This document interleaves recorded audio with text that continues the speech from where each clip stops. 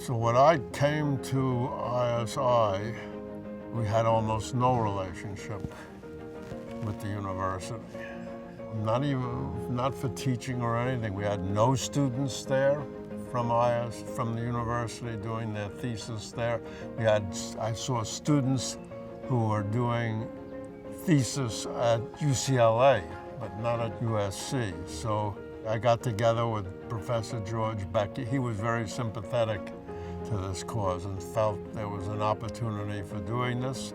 So he helped us with the dean to get us to get the approval to have students do thesis at ISI for our people to become adjunct faculty and work and teach courses on campus. Well, in my opinion, being part of a university was very important. So therefore, I was aghast that we had very little cooperative work between the two. I took some of the faculty, in fact, and had them do their sabbatical leave at ISI, and they liked that because they could hire more people and do things. For instance, in the networking area, we had a professor, Deborah Estrin, who unfortunately absconded to UCLA, and then she's here at Cornell while in New York City, but very illustrious professor. So she did that, and that was very useful for her, and she kept up after she left. She had a project on campus and projects at ISI, depending upon the nature, whether she needed things which were not suitable for a student to do. She could hire programmers and things of that sort. I looked for synergy of that sort, where we could find something that was good for ISI and good for USC, and I think that's important. If you're going to be part of a university, be part of a university. Before IBM, I spent a year postdoc at Cambridge in England, and I wound up with a guy who eventually built the ARM system, which is well-known chip design. And I worked with him, and we designed computer systems. And I liked that very much as part of my postdoc. I did that also because the man, Morris Wilks, was very well known. He designed the first stored computers in England, Cambridge, and so on. So I had a great year there and started designing systems. I had an appointment as an assistant professor at Columbia University. And I found out that in order to get tenure there, I would have to be writing papers, not building systems. There was at Yorktown at the time a very famous man by the name of John Cock, he was one of the inventors of RISC. And he and his boss interviewed me, and I decided to go to Yorktown rather than stay at Columbia. Columbia was also having good faculty fights, so nobody could get tenure there anyway. So I gave up the academic life to go build systems, which is what I've always done and wanted to do in my life. So I went and I did that at IBM, and we, as I said, invented the RISC technology. But because of internal politics, our particular project was given up by IBM. We were an insurance policy in case 360 didn't work too well, but it did. So they abandoned other alternatives. So at that point, they offered me the job of running computer science department at Yorktown Heights, which was, 50, 60 people at the time. And I was the youngest man to get that. Then IBM, as probably everyone knows, started getting into difficulties. And I decided it was a good time to find another position. So since they were buying people out at a very lucrative amount of money. And so I had almost a 25-year career at IBM. I read the tea leaves, mostly correctly. I thought most companies, when they start doing buyouts, usually go bust after a few years. But Gerstner prevented that, did a good job of that, but it was no longer a technology company. So I made the right decision to leave, and I had several opportunities, and Bob Kahn had called me and said there's this opening at ISI, which I didn't take at the time. They had not started this buyout and other routines, so that's a long-winded answer, but I called him up and said, is that job still open? And it was one of 3 offers I had at the time. One was to go to Cornell and run their supercomputing center, but I was really not a supercomputing. I designed supercomputers, but I didn't use supercomputers. So and one was in Texas at a research consortium that they had there, but that was very poorly organized, I thought. So ISI was really up my alley because it was a research institute, and that's what I had done for the most part of my life, my technical life with IBM, designing systems, building departments, and so on. So I took the offer and went to California and spent another 25 years in my second career. Or my view of history was that Keith Unkefer had done a superb job starting the institute with 4 people. He had grown it with the help of Bob Kahn, and that era ended. And basically Bob Kahn used that ISI to build systems, and I think Keith quit because he was very good at working Washington.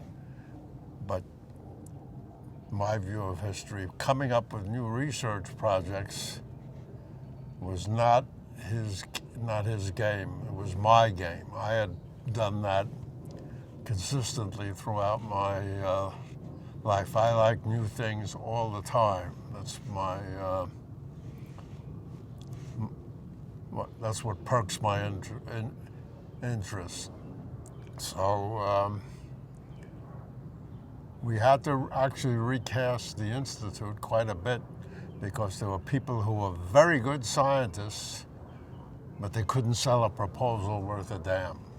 In the new era, you had to submit proposals to DARPA and get them funded, or to the NSF. Before that, Unkefer and Kahn would more or less decide what was going to be done, and the money was there. They didn't have to go and submit proposals. There was just one big proposal. Unkefer worked the politics of Washington really well, so he could go in there and get money for ISI.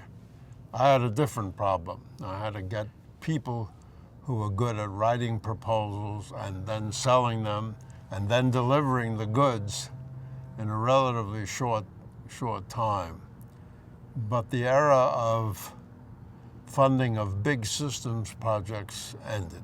Bob Kahn was quite forward-thinking and felt we needed some of these things, like networking and Moses. But after that, we had much smaller scale projects in my reign. People did smaller projects, good projects, but not.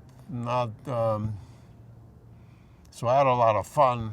But actually, one of the systems I really built, which gave me the most fun, was on the online learning system that the engineering school fielded. We had I took it over. Max Nikias was the dean, and he gave me this job as well as the ISI job, and we had a distance learning, but it was all on microwaves, towers, and satellites, and I converted it to internet, which was clearly the wave of the future.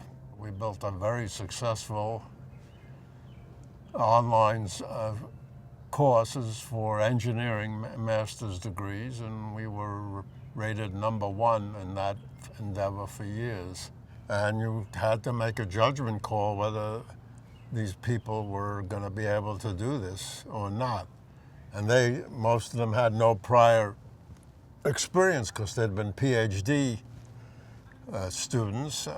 Very often in that case, the advisor picks the topic, not the student. So it was a call. Most of them worked out pretty good. I guess I was a pretty good judge of people and their capabilities, if I might say so myself. And some people who were stars at ISI left because they couldn't do this sort of thing, either to sell or they wanted to do only their thing, and you couldn't do that anymore. You had to do what the funding was. We had no real money. What we did have, what I negotiated with the dean, was we got a bunch of unrestricted money so we could hire people on speculation. So there would be no particular funding, but me and my colleagues felt that this was a good area for ISI to develop and to be in. But we only had a few people a year we could do that with. We didn't have a ton of money that we could do it. Most of the accomplishments was really building the organization. That's the thing that plus the educational system. A lot of stuff took Moses, which had been government funded, and the government insisted we had to bring in money. We had to switch that. We had to also offload something called FAST, which was an e-commerce, really the first e-commerce in the country, we think, and we had to get that self-funded, which I did, so I regard that as an accomplishment.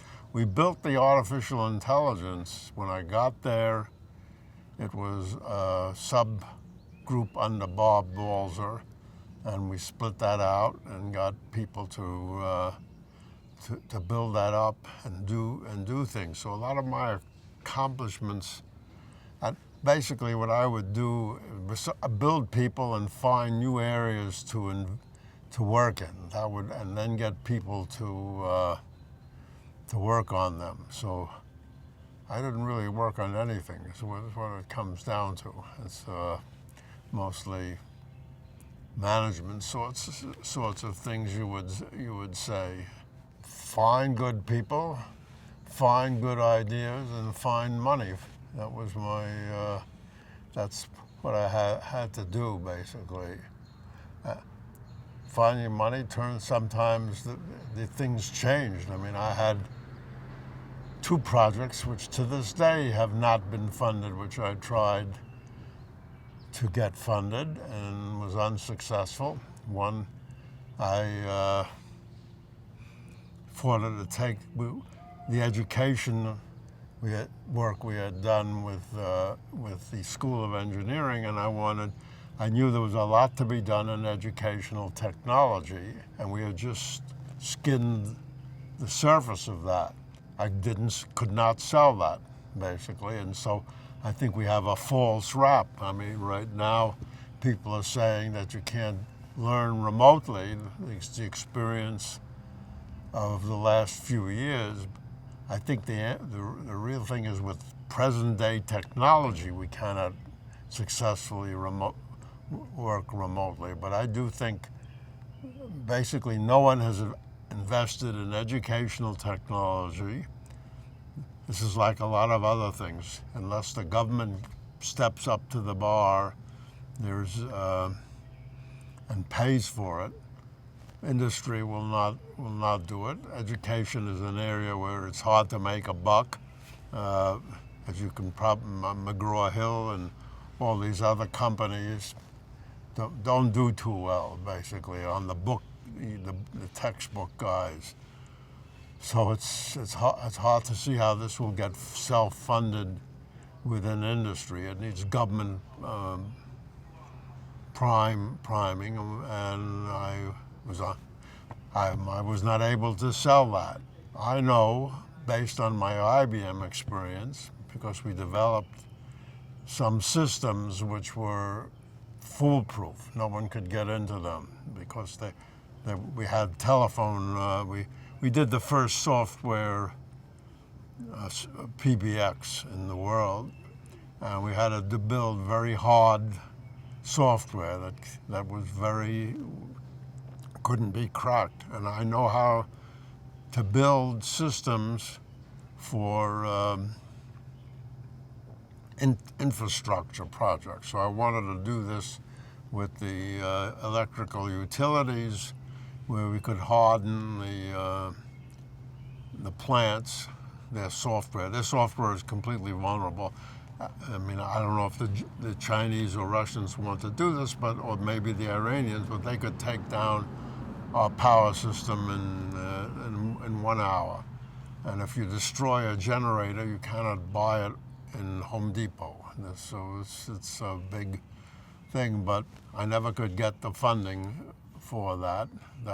DARPA had changed. The funding was, see, Bob Kahn could do things, and if you could convince him, you could get a decent batch of money.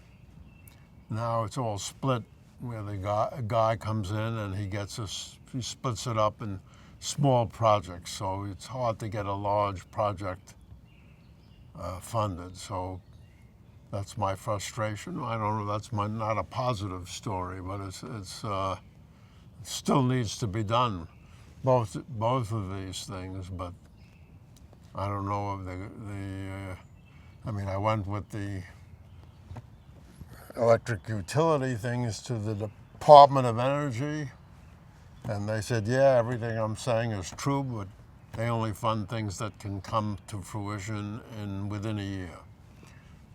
You can't do this within a year. You have to do it within a few years. I believe in artificial intelligence as a very good field. At IBM, I had gone up to MIT and saw their robots, which they were working on, and I said, this is amateur hour.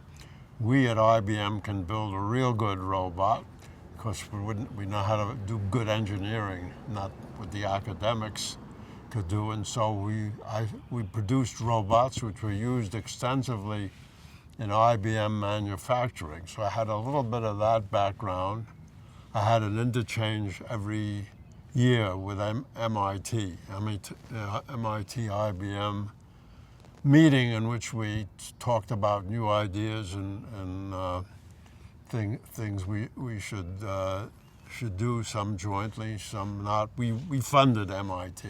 IBM is a corporation, not Yorktown, but we could they paid attention to us because they liked the money. So I got that started, and then I went and convinced the director. AI had a bad odor at IBM, and the reason was that people were afraid that computers were going to replace everything and everyone and whatever they did. So the Watson Jr., I think, stopped all AI research. But I convinced the director of research, this is many years later, that we needed to be in there because they developed very good new systems concepts. So I used an ulterior motive, if you wish, so that we could get that funded at IBM, and I did that. I was successful in doing that. So carrying that over to ISI was relatively easy. I knew that this was a very good field and that we should be involved in it and invest in it and get money for it. And that was a good call, I guess. One of the things I funded at Yorktown was a speech recognition project. And I told the director, very interesting, you could never do this anymore. I went to the director of research and said, look, this will be possible, but it's going to take 10 years of funding. It's hard to sell to anyone today.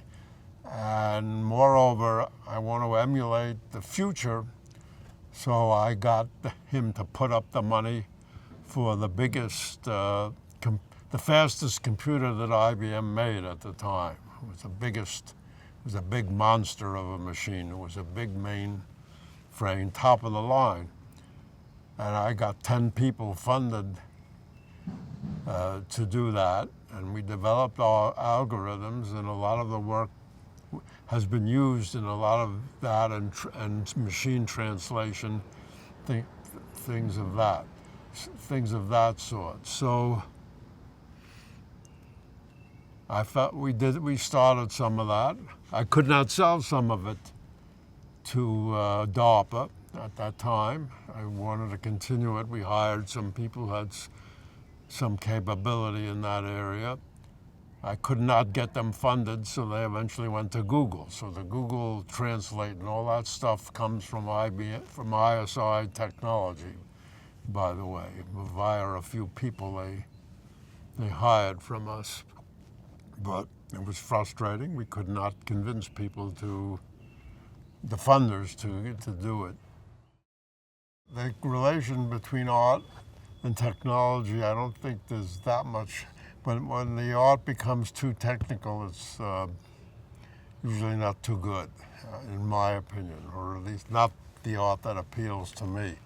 What I think is interesting about the art, at least for me, and I was talking to a dealer the other day, and he says, "You're the only guy, me and one other, who've been at it for 50 years. And what I like is that there are new things all the time coming up, and you can see new. And a dealer once said to me, what you like is that you like to see creativity made visible. That's a very good thing. So I do look to see if the artist has anything new to say. And then what exploration of history that I've done is that usually is what lasts, is when the artist comes up with something new, a new technique, a new way of doing things. I arrived there just after they did it, but the laboratory next to me at Cambridge, that was where they did the DNA, figure out DNA structure. I think that's a beautiful piece of, I don't know if science or technology, whatever you would want to call it, but it was just fantastic. Fantastic discovery. Engineering at its peak can be very creative, but for instance, I never wanted to work at an aerospace corporation because they have hundreds of engineers sitting around designing pieces, but the overall concept is probably done like it was done at IBM with a relatively few number of people. So the pinnacle of engineering. Architecture is the same thing. You have Richard Meyer, you have Brangheri, but they're all surrounded by 100 people who are implementing their ideas. So I think the top people are really creative in the sense I'm talking about. Artists start by copying other people. Then the question is, do they make a leap into something new and what's their own? That's true of in that sense of engineering too. You have people, you have to master what's been done, and then you can, if you're good, you'll make a leap. The same thing. DNA was that. They built on others' work, and then these two guys made a leap. They knew facts from Perkins, I guess her name was. She did a lot of the x-rays that showed the structure, but they were the guys who interpreted it and said that it's a spiral and so on. So it depends. She was a terrific practitioner, if you wish, a particular person who could do a lot of things, and she probably should have been given the Nobel Prize, but she died, unfortunately, before the prize was given out. But so it's not every engineer is creative, I guess, is the answer. Nor is every artist, nor many architects. It's one of the few places in an academic setting which has gotten better, with time that you can do full-time research. And you can do things which are not necessarily leading to published papers, but you could produce artifacts. A lot of the internet, before my time, a lot of the artifacts of the internet were produced at ISI. We were known as the engineers of the internet. So that, I think, has diminished some because, as I said, the funding isn't there to do as much of that. But still, it's a unique place, I think, in that sense, that you can, because you have full time to do research and not you don't have to teach. You can if you want, but even that's restricted. You can teach maybe one course a year, I think, under my time. I don't know whether it's maybe well changed since I've left. So it was a good mix. You could have people who wanted to do some teaching and do research. You had other people who wanted to only do research. You could have people who were just programmers you could hire. They would never get a job in a campus setting. So it's unique. There's really, I don't think many other places that have that.